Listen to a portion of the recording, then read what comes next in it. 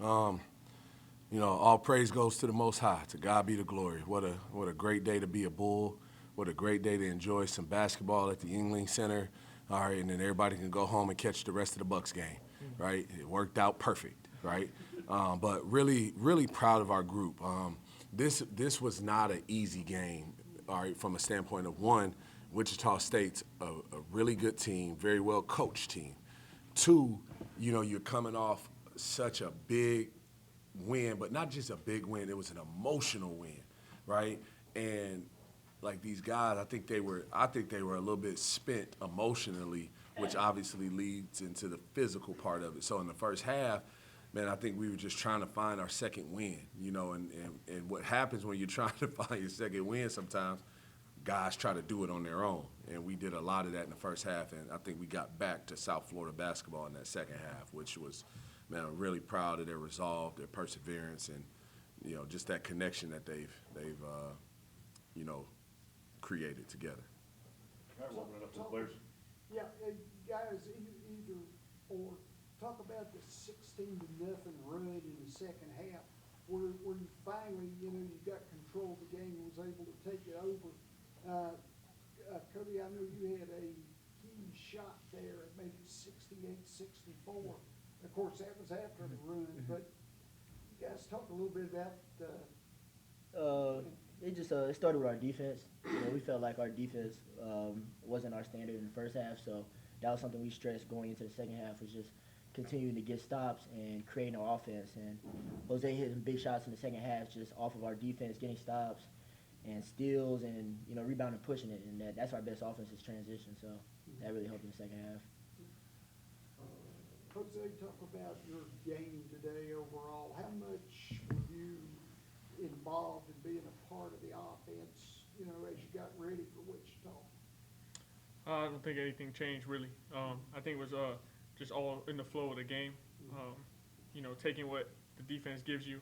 And then big thing is just, coming back from injury, been staying positive. My teammates have been positive with me. Coach been positive with me. So just having that positive mindset and then, never getting too high, never getting too low.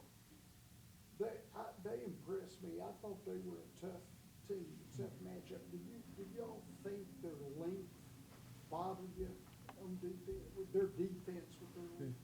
Yeah, we knew we knew they had some tall bigs coming in, but we knew if we stuck to our script and just running our offense and tempo with a good tempo, it'll all work out fine. We can play against anybody in the country if we just have good tempo and playing great defense and anything. Nobody really scares us, so it was all good. Coach. Yes, sir. Well, congratulations. Excuse the players for now. We'll be coaching. Oh, I apologize. No, you're good. You're good. This must be your first time here. Well, no, I'm just giving you a hard time. I'm messing with you. I'm just messing. Oh, okay. All right, He's not playing with grandkids. I got you. Fair. So, fair. I don't That's like fair. asking questions. That's fair. No, it's okay. So, If you with Leo, you all right with me. Was it difficult at all coming down from that emotional high after the win at Memphis, or were you guys always prepared for this game? I think Be the honest. coaching staff. We were on a high, but I think the coaching staff did a great job of, making that a point right away. It was enjoy it, but don't stay in it. We got to keep building because we think big picture, right? So winning now to set yourself up for, what's to come. okay, Coach, when you look at your defense, Mm-hmm. you've been to 2-19-3. Was that part of the game plan coming in? Well, we always want to defend that three-point line. The three-point line is the ultimate equalizer, right? It can put you back in the game in a heartbeat. So we wanted to do a good job of defending the three-point line. But, again, I don't want to make any excuses for these guys because we needed to be better. But, if we're going to allow teams to shoot 49% from two, man, it's going to be hard to win ball games against good teams like that. So I thought – trying to defend the three-point line, and then, again, I think they were a little tired, and I changed some stuff up just trying to make sure we were fresh. Normally we would have a shoot-around at 9 a.m. for a 2 o'clock game, but I thought just watching them over the last couple of days, that like they just look tired. They look drained, right? Like anytime like Chris Youngblood is looking like I'm like, all right, we gotta really figure out like what's the best thing. And so instead of doing a shoot around, we still got them up, 8 pregame meal, walked through some stuff for Wichita State. And you know what? Like these guys, they came out and battled like they have since day one of summer workouts. Like these guys, they're a really tough group, man. They got great resolve. Did you feel like as the second half started that these guys picked up more confidence in your game and a little more hustle? Yeah, I say it humbly. I needed to be better in the first half, to be honest with you. I needed to be better from a standpoint of giving them confidence. Something I told myself, but as the ball tipped up and we weren't playing as hard as I expect, you know, I think I let myself get caught up in the result a little bit too much instead of staying focused on the process. So I got to be better in that area, which I will be. Second half, it felt like everybody was kind of programmed on taking the ball to the hoop, and that's where Pryor came in big time. Yeah. Are you? I mean, it feels like every time I watch him, he's having a big day. Are you kind of expecting that now from him, or how does that work? I expect us to be balanced. And he did a good job today. Again, anytime you got a guy getting to the free throw line 11 times, he's being aggressive, right?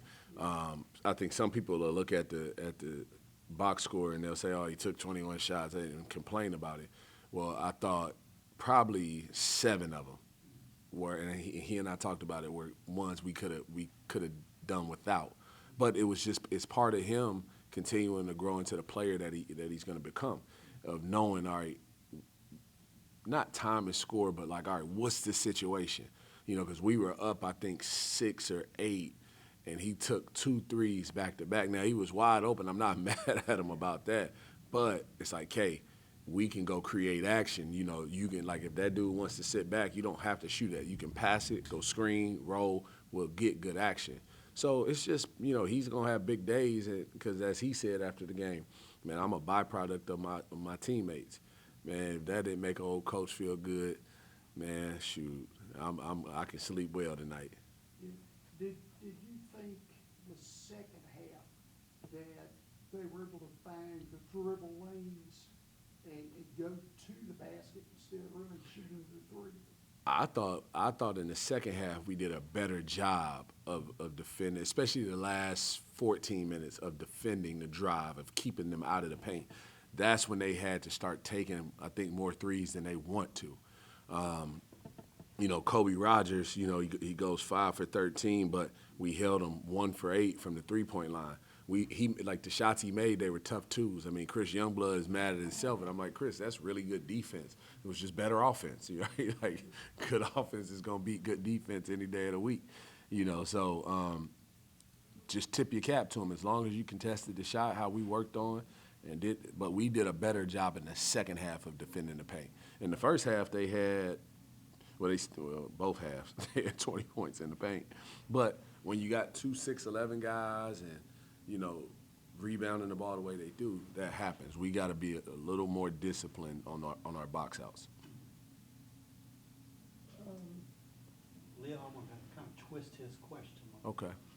His question to you was, what's keeping this streak going? To me, are you coming into your own? It's not necessarily a streak. You just starting to finally really put it together. As we said, the thing that's keeping it going is what I started with. To God be the glory. You know, he's allowing these guys to stay connected, to stay together, to not let, you know, when success happens, guys, what? People care about who gets the credit. These kids don't care about who gets the credit.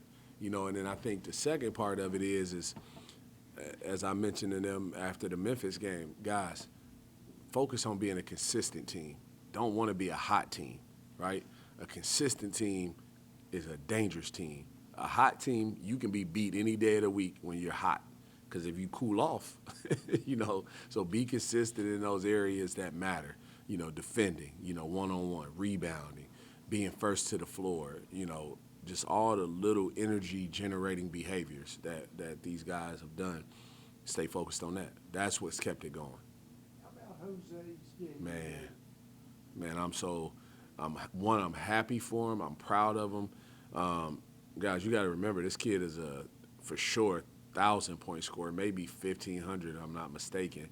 But he's a guy that's used to, taking a ton of shots. I shouldn't say a ton, but a bunch, and it's just been hard for him, right? It's been a hard year for him, like getting injured, coming back, trying to find his rhythm, and I thought leading up to Memphis and, even this game, man, like he had his best couple practices since he had been back. But when I'd heard the ball bouncing in the gym, and when I looked down there, it was him. He's found his routine again of getting back in the gym. So it's just great to see him get rewarded like that, because 6 for 7, 3 for 4. Wait till he really hits that stride. Like, he a bad boy, man. Trust me, I know firsthand, way too well. Yeah. Feel free to ask questions. Okay. Okay. Anybody else? Keep going. I got time. Yeah, I had a list. I made a list. Yeah, all good. Early in the game, now, I may have not been seeing this right, I don't know, it felt like you guys were changing defenses, because I saw some double teams out there. Yeah. And I thought that type thing might be in operation because of their length, their size. It makes them move the ball. Yeah. It just keeps them out of rhythm. And yeah, you saw it right. We changed defenses a few times, just trying to keep them out of rhythm. Again, man, I think they're a really good team. I mean, you look at the American, man, I think they said Memphis went down to Tulane today and got beat. Like that team right there, if you think about it, they go on the road, they've lost to North Texas, Memphis, us, FAU, and if you watch the FAU, they were really good against FAU, and so I say that to say you've got to be prepared. You've got to be able to play a lot of different ways. I thought our changing defenses in the second half I thought it helped us more in the second half than the first half, but it was only because we were playing harder. I didn't think we played as hard as we were capable of playing in the first half. But again, I think that goes back a little bit to being tired. But the other part of it is, man, these guys are learning how to handle success. Like this group, like a lot of them have been through success before, but this group is learning how to handle success. So, but at the end of the day, I'll just say this, it's about USF men's basketball, but, man, it's about the University of South Florida. I sent them a clip last night. I was watching Florida and Missouri, and Damian Fishback was on the call, and the guy asked him a question. I think it was something like 39 unranked teams have beat ranked teams this year, or something like that. And the guy asked the question of, why do you think that is? And Damian Fishback, he answered the question. It was a long answer, but the gist of it was the upper echelon teams, the UConns of the world, Purdue, like, they win a big game, and then they turn right back around, and they're ready to go. They're just as hungry for that next game. And that was, I recorded the clip, I rewound it. I was home alone, but we'll talk about that later. But I rewound it back, and I recorded it on my phone and just sent it to the guys. And I told them, I said, listen to this. We'll talk about it tomorrow morning. So we came in after pregame meal, and I said, all right, went around, what'd you take from it? What'd you take from it? And I think it was Jose. He said, what I took from it was that the upper echelon teams, they win a big game, and they're still hungry. They turn right back around, and they're focused, they're prepared, their attention to detail for that next game is still as good as it was going into that big game. And so I said, hey, fellas, come on. This is, like, it's right here now. Like, are we going to be just, again, if you can beat a top 10 team, you can beat anybody. If you can beat anybody, you can play in that four-letter tournament in March, right? But if we're going to be an upper echelon program, not just a team, an upper echelon program, we've got to learn how to handle success, and that was part of handling success today. Anything else? Go Bulls.